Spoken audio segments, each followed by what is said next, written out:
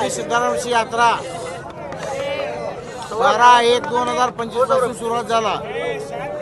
पहिल्या दिवशी यांनी म्हणजे हळदीचा कार्यक्रम, 13 तारखेला अक्षता कार्यक्रम, आज 14 तारीख मकर संक्रांत, महत्वाचा दिवस.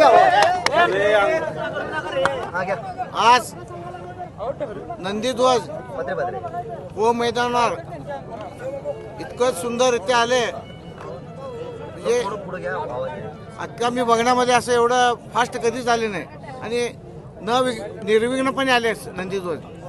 गोमविधी चांगला झाला. तर माझा जो भाकणूक आहे, वासरूनं कुठल्या याला नुसतं तोंड लावला, मलमिश्र नाही किंवा मलमूत्र नाही, आणि वासरू शांत होता.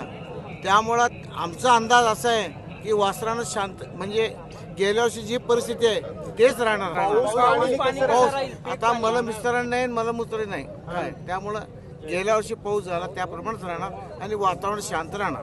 भक्तांना काय संदेश द्याल? बघताना तेच म्हणलं की ना की बा ते एकाही आनंदाला म्हणजे तोंड लावलं नाही काय, म्हणजे सर्व स्थिर राहणार, स्थिर राहणार, कुठे याला तोंड लावलं नाही. ते सगळं स्थिर राहणार आहे. स्थिर राहणार, स्थिर राहणार, पाऊस पाणी सगळं व्यवस्थित होणार हा, ना? स्थिर. आता दाखवा लागलाय पाऊस पाणी सगळं व्यवस्थित. नाहीतर वर्षाला मलमूत्र किंवा मलविसरण होत आहे, यावेळी दोन्ही नाही.